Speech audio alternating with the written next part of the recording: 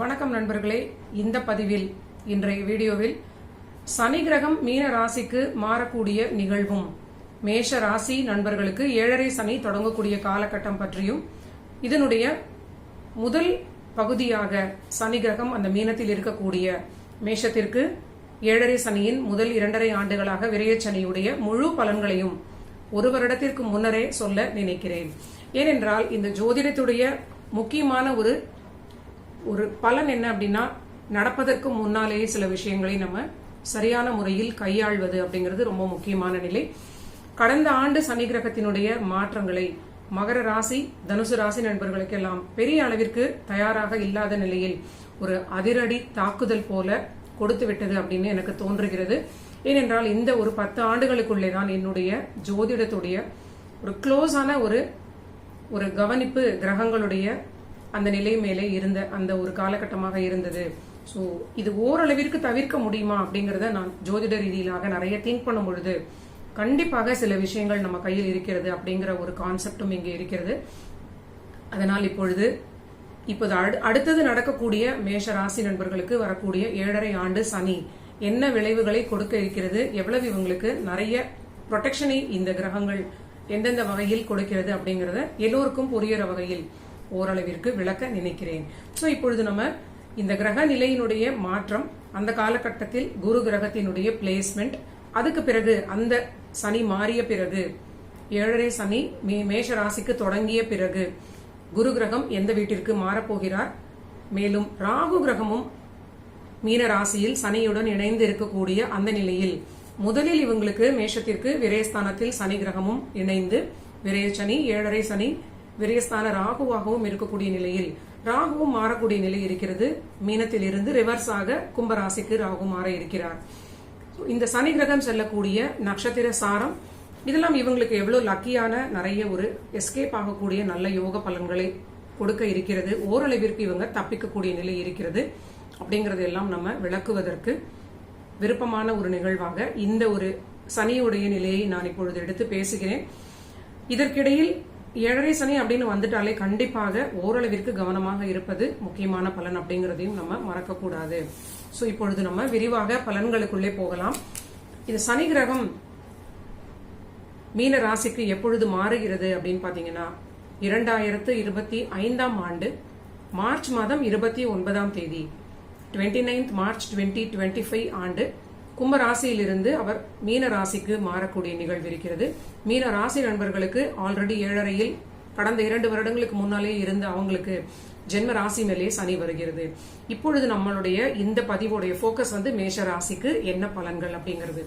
So இந்த மேஷ ராசிக்கு விரயஸ்தானத்துல சனி வந்துட்டாலே சந்திரனுக்கு அருகில் இருக்கக்கூடிய ப்ரீவியஸ் ஹவுஸ்ல சனி வரும்பொழுதே கோச்சாரத்தில் 7.5 சனி அப்படிங்கிற ஒரு கான்செப்டில் இவங்க வந்து விடுவார்கள். ஏனென்றால் 12 வீடுகளை சந்திரன் நின்ற வீட்டை முதல் வீடாக வைத்துக்கொண்டு இந்த சனி 12th ஹவுஸ்ல பின்னாடி வீட்டுல இருக்கும் பொழுது இது 12ஆம் வீடு, அது விரயங்களை குறிக்கக்கூடிய வீடு அப்படிங்கறதுனால இது விரய சனி அப்படின்னு ஒரு பேர் இதுக்கு வைத்திருக்கலாம் அப்படின்னு நான் நினைக்கிறேன். ஆனால் ஜோதிடத்துல பலன் எடுக்கும் பொழுது ஜோதிடர்கள் பேசிக்காக லக்னத்தை தான் முதல் வீடாக அடிப்படையாக வைத்து பலன்களை எடுப்பார்கள். நம்ம எப்பொழுதுமே அப்படித்தான் பண்ண வேண்டும். ஆனால் 2 பிரையாரிட்டி 2 ஆப்ஷன்ஸ் இருப்பது போல லக்னத்தின் அடிப்படையில் ஒரு கிரகம் ஒரு பாவகம் வலுவாக இருக்கிறதா அப்படின்னு பார்த்துட்டு அது சரியாக இல்லை அப்படின்னா செகண்ட் ஆப்ஷனாக சந்திரனை அடிப்படையாக வைத்து சந்திர லக்னம் அப்படின்னு சொல்வார்கள். சந்திரனுடைய வீட்டை 1ஆம் வீடாக செகண்ட் ஆப்ஷனாக எடுத்துக்கொண்டு அந்த ஒரு பாவகம் வலுவாக இருக்கிறதா அப்படின்னு பார்க்கும் பொழுது இந்த சந்திரனையும் நம்ம 2வது ஆப்ஷனாக எடுத்து பார்க்கக்கூடிய நிலை ஜோதிடத்தில் ஒரிஜினலான ஒரு வாழ்நாள் முழுவதும் சொல்லக்கூடிய பலன்களுக்கு இது பொருந்தும். ஆனால் கோச்சார நிலையில் சந்திரன் மட்டுமே பிரதானம். இது எல்லா கிரகங்களுக்குமே கோச்சார நிலையில் சந்திரன் மட்டுமே பிரதானம். லக்னம் என்பது ஒரு தொடக்க புள்ளியாக இருக்கக்கூடிய நிகழ்வும், சந்திரன் என்பது ஒரு கிரகமாக வரக்கூடிய நிகழ்வும், லக்னத்திற்கே அந்த சந்திரன் ஒரு பாவக அதிபதியாக வருவதும் ரொம்ப முக்கியமான நிலை. அதனால் தான் இந்த 7.5 சனி அப்படிங்கிறது லக்னத்தை விட சந்திரனுக்கு ரொம்ப அதிகமான ஒரு முக்கியத்துவம் கொடுத்து இங்கே பார்க்கிறோம். சோ இது ஒரு சின்ன விளக்கம், பேசிக்ஸ் எல்லோருக்குமே நான் தெரிய வைக்க வேண்டும் அப்படின்னு நினைத்தது. இப்பொழுது மார்ச் மாதம் 29ஆம் தேதி அடுத்த வருடம் 2025 மீன ராசிக்கு சனி மாறும் பொழுது அங்கு ஆல்ரெடி ராகு கிரகமும் இருப்பார். சோ விரயஸ்தானத்தில் 2 பெரிய கிரகங்கள், மேசிவான ஒரு கிரகம் அப்படிங்கிற ராகுவும் அங்கு இணைந்திருப்பது கண்டிப்பாக தொல்லைதான் அப்படிங்கறத நம்ம புரிந்து கொள்ள வேண்டும். முதலில் 7.5 சனி என்ன பண்ணும் அப்படின்னா, வருமானத்தை சுருக்கும், குடும்ப வாழ்வை சற்று பிரச்சனைகளை கொடுக்கும்.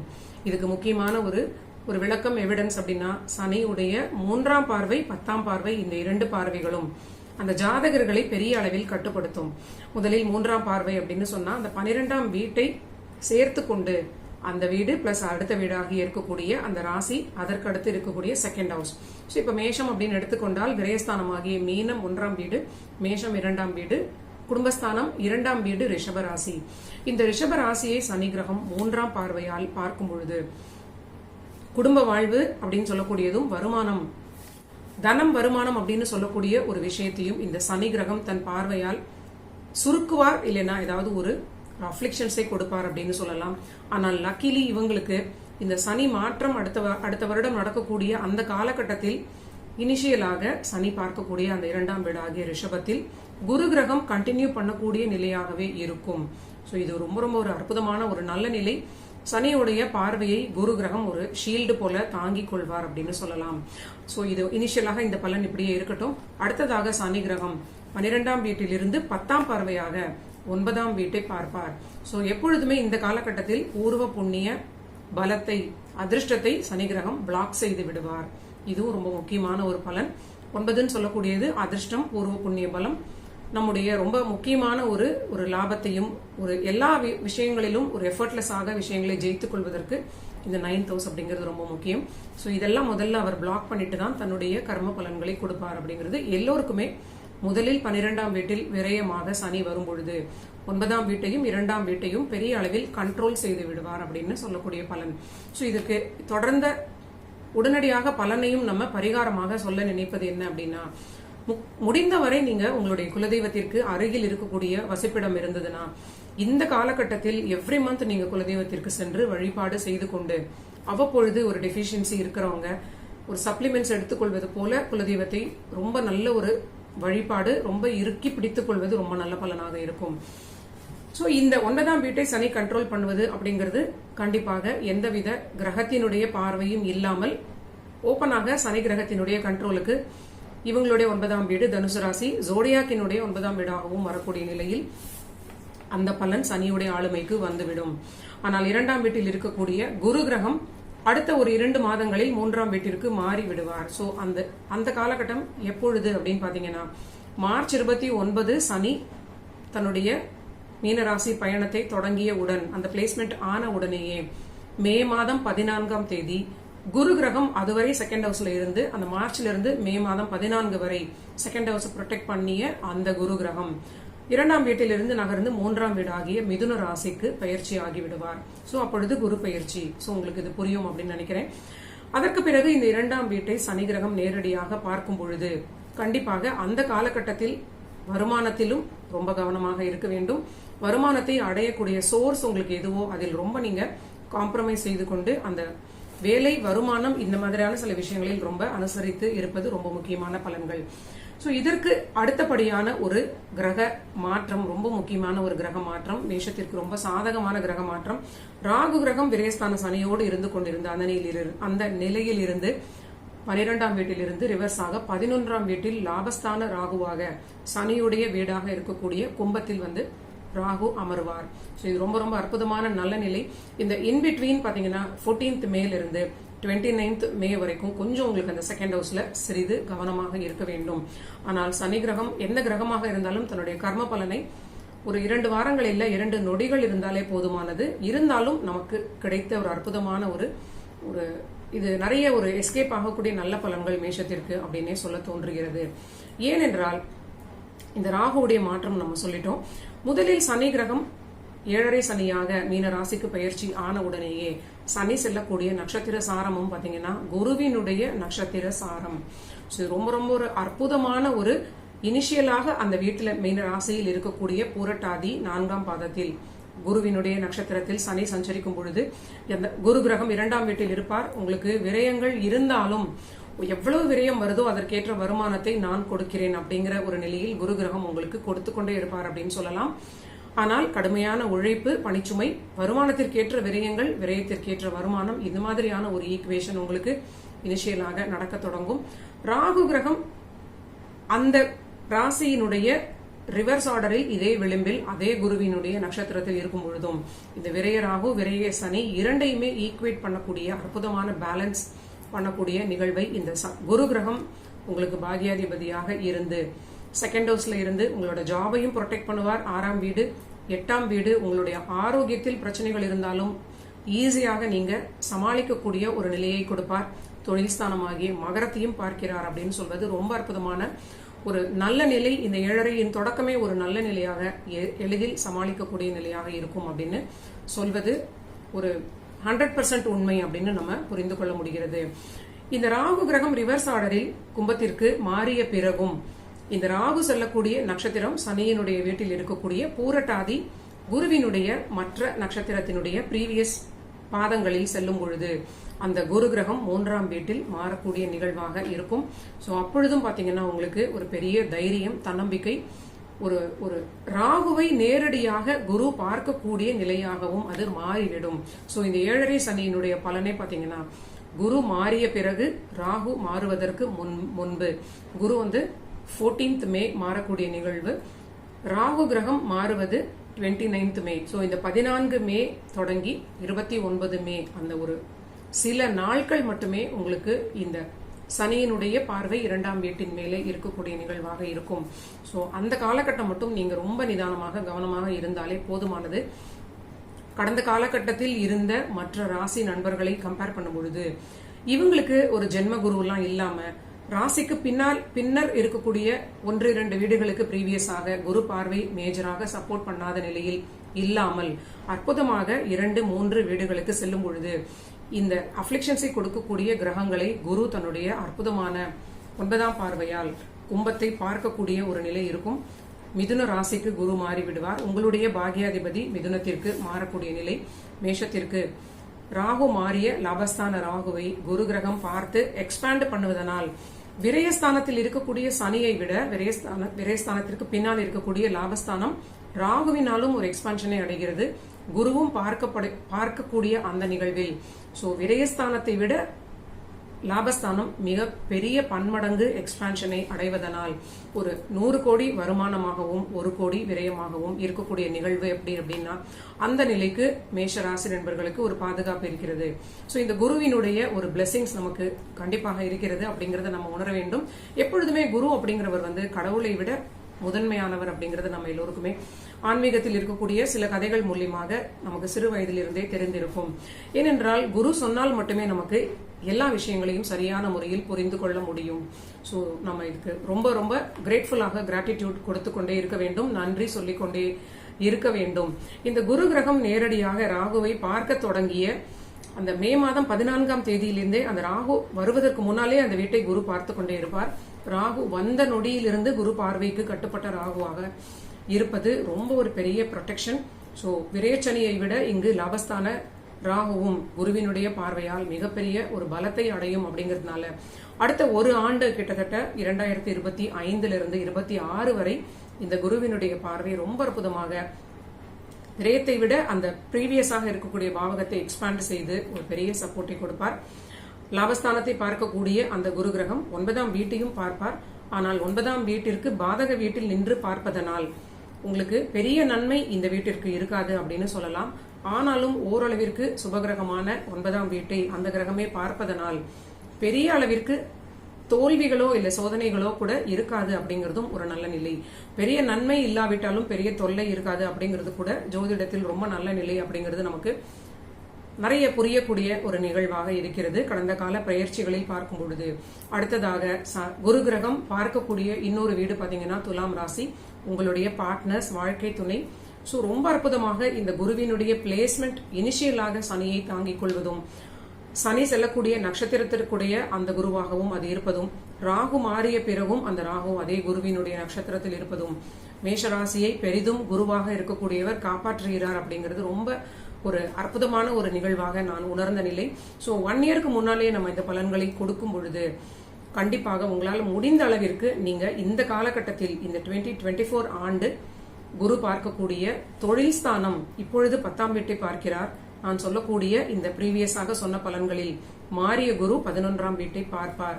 சோ இந்த காலகட்டத்தில் இருந்து நீங்க தொழில ரொம்ப சின்சியராக இருப்பதும், உங்களால எவ்வளவு தூரம் பணத்தை சேமித்து வைத்துக் கொள்ள முடியுமோ, ஆரோக்கியத்தை ப்ரொடெக்ட் செய்து கொள்ள முடியுமோ, ஒரு மெச்சூரிட்டியோட நம்ம வாழ்க்கையை அணுகுவது இந்த காலகட்டத்தில் இருந்தே ஒரு பெரிய அளவிற்கு தப்பித்துக் கொள்ளக்கூடிய நிலையாக இது இருக்கும். அப்படிங்கறதுனால இந்த பதிவை நான் கொடுக்க நினைத்தேன். சோ இதோட கண்டினியூஷனாக என்ன நடக்கும் அப்படின்னா, இந்த விரயஸ்தான சனியாக மீனத்தில் இருக்கக்கூடிய சனியை அடுத்த பயிற்சியாக குரு கிரகம் மிதுனத்திலிருந்து கடகத்திற்கு மாறும் பொழுது மேஷ ராசிக்கு பாக்யாதிபதியான குரு கிரகம் உச்சமடைந்து நேரடியாக சனியை 9ஆம் பார்வையாக நேரடியாக சனியைவே அட்டாக் பண்ணக்கூடிய நிலை. அப்பொழுதும் விரயஸ்தான சனி குருவிற்கு கட்டுப்பட்டவராகவே இருப்பார் அப்படின்னு சொல்லலாம். ஆல்மோஸ்ட் இதெல்லாமே நடந்து முடிவதற்கு 2025 மார்ச்ல இருந்து 2027 வரைக்கும் வந்துரும், ஜூன் வரைக்கும். சோ இந்த முதல் 12 அதாவது மன்னிக்கவும், அந்த மீன ராசியை சனி கடக்கக்கூடிய வரை இருக்கக்கூடிய பலன்கள் வரை ஒரு 2.5 ஆண்டுகளுக்கு நம்ம பலன்களை இப்பொழுது சொல்லிவிட்டோம். மேஜராக இருக்கக்கூடிய பிரச்சனைகள் எதுவும் இருக்காது. ஒன்லி ஃபார் தட் மேட்டர் உங்களுடைய ராகு கேது மாற்றங்கள், ராகுவினால் நல்ல யோகங்கள் இருந்தாலும் கேது கிரகம் 6ஆம் வீட்டிலிருந்து ரிவர்ஸாக 5ஆம் வீட்டிற்கு வரும் பொழுது குழந்தைகளோடு சில அனுசரணையாக விட்டுக் கொடுத்து செல்ல வேண்டிய நிலையும், பூர்வ புண்ணிய தெய்வ வழிபாடு தொடர்ச்சியாக செய்வது, சூரியனை வழிபாடு செய்வது, பூர்வ புண்ணிய பலத்தை அதிகரித்துக் கொள்வது, குலதெய்வத்தை நீங்க எவ்ரிடே ப்ராப்பராக ரெகுலராக ப்ரே பண்ணுவது, இந்த மாதிரியான சில பலன்கள் உங்களுக்கு உதவக்கூடிய நிலையாக இருக்கும். கண்டிப்பாக 5ஆம் வீட்டில் அமர்ந்த கேது ஒரு ட்ரபிள் அப்படிங்கறத நம்ம மறக்கக்கூடாது. அதர்வைஸ் 7.5 சனியை மேஜராக ஹேண்டில் பண்ணக்கூடிய ஒரு நிலையை இந்த குரு கிரகத்தினுடைய இனிஷியல் பிளேஸ்மெண்ட் ரிஷபத்தில் அமர்ந்து சனியுடைய 3ஆம் பார்வை ரொம்ப ஒரு டெட்லியஸ்ட் ஒரு சோதனைகளை கொடுக்கக்கூடிய பார்வை, அதை இந்த குரு கிரகம் ஷீல்டு பண்ணறார் அப்படிங்கிறது ஒரு பெரிய நன்மை. ஏனென்றால் நான் மேஷ ராசி அப்படிங்கிற அடிப்படையில் இந்த மேஷத்திற்கு ஒரு தனி கன்சிடரேஷன் கொடுத்து இந்த பலன்களை நான் எடுப்பதற்கு அது ஒரு தூண்டுதலாக இருந்தது. சோ என்னை போன்ற நண்பர்கள் எல்லோருமே பலனடைய வேண்டும் அப்படிங்கிறதுக்காக முதலில் மேஷத்திற்கு வரக்கூடிய 7.5 பற்றி நான் இப்பொழுதே ஒரு வீடியோ கொடுக்க நினைத்தேன். சோ இது வேற எந்த பர்பஸ்க்கும் இல்லை நண்பர்களே. ஏனென்றால் கடந்த ஆண்டு பயிற்சிகளில் 7.5 சனியில் பாதித்த ஒரு துலாம் ராசியிலிருந்து நான் பார்த்து கொண்டு வந்தது என்னோட ஜோதிட ஆராய்ச்சி ஒரு ஆய்வின்படி. ஆனால் அதற்கு முன்னர் கடகத்தில் சனி கிரகம் இருந்த பொழுதே அந்த 7.5 சனி கடகராசிக்கு தாண்டிய பிறகு எந்த ராசி நண்பர்களும் 7.5 சனி கிராஸ் பண்ணிய பிறகு பெரிதாக நம்மளால ஸ்டெபிலைஸ் பண்ண முடியாது. 7.5க்கு முன்னால் நம்ம இருக்கக்கூடிய அந்த ஸ்டெபிலிட்டியை ரொம்ப அதிகப்படுத்திக் கொள்ள வேண்டும் அப்படிங்கறத நான் அப்பட்டமாக உணர்ந்த நிலை அப்படிங்கிறது 100% ஒரு ஹானஸ்டான ஒரு கருத்தாக நான் ஷேர் பண்ண நினைக்கிறேன். ஏனென்றால் அந்த 7.5 சனி ஒரு சூறாவளி போல மாறி மாறி பாவகங்களை கண்ட்ரோல் பண்ணுவதும், ஜென்மச்சனியாக சந்திரன் மேலே செல்வதும் பாத்தீங்கன்னா பலவிதமான ஒரு மல்டிபிள் அட்டாக்ஸ் போன்ற ஒரு நிலை இருக்கும். அங்க ராகு கேதுவுடைய பலன்களும் நமக்கு சேர்ந்து ஒரு தோஷத்தை கொடுத்து விடும். சோ இதற்கிடையில் பாதக வீடு கனெக்ஷன்ஸ், அஷ்டமாதிபதி திசை, இது மாதிரி சோதனையான காலகட்டங்களை மனிதர்கள் அதிகமாக சந்திக்கிறார்கள். சோ 7.5க்கு முன்னாலேயே நம்ம பலன்களை கொடுக்க நினைத்த ஒரு நல்ல நிலை.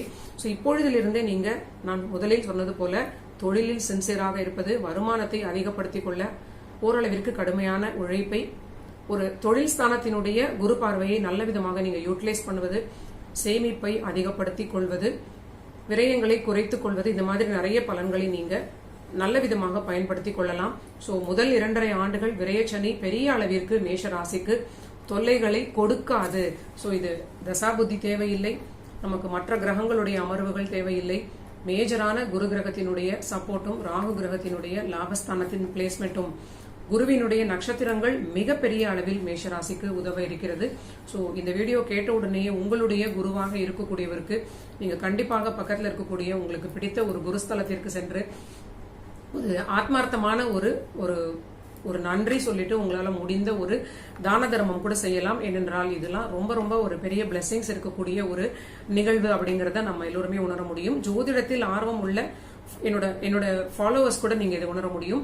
ஏனென்றால் ஒரு கிரகம் ஒருத்தரை கீழே தள்ளணும் அப்படின்னு பிளான் செய்து விட்டால் யாருமே தப்பிக்க முடியாது. இது போன்ற ஒரு நேச்சுரலான ஒரு நிகழ்வின் மூலியமாக தான் நம்ம ப்ரொடெக்டடாக இருக்க முடியும். சோ அந்த வகையில் நமக்கு குருவினுடைய பெருமையை உணர்த்தக்கூடிய ஒரு நிலையாக, எனக்கும் ஒரு நல்ல ஆப்பர்ச்சுனிட்டியாக இந்த மேஷ ராசிக்கு வரக்கூடிய 7.5 சனி ஒரு நல்ல ஒரு அற்புதமான ஒரு ஜோதிட கண்டென்ட்டாகவும் எனக்கு இருக்கிறது. சோ நன்றி நண்பர்களே. இதுதான் நான் ரொம்ப விருப்பப்பட்டு உங்களுக்கு ஷேர் பண்ண நினைத்த, இன்னும் ஒரு ஆண்டுக்கு பிறகு நடக்கக்கூடிய ஒரு நிகழ்வாக மீனத்திற்கு மாறக்கூடிய சனியும் மேஷத்திற்கு தொடங்கக்கூடிய ஏழரையாகவும் அது இருப்பது, அதை பற்றிய விளக்கமாக இங்கே நான் ஷேர் பண்ணினேன். ஸோ கண்டிப்பாக நீங்க எல்லோரும் என்னுடைய சேனலை சப்ஸ்கிரைப் பண்ணிட்டு பாக்குறீங்க அப்படின்னு நினைக்கிறேன். இல்லைன்னா கண்டிப்பாக நீங்க சப்ஸ்கிரைப் பண்ணிட்டு உங்களோட நண்பர்களுக்கும் ஷேர் பண்ணிட்டு தொடர்ந்து பாருங்க.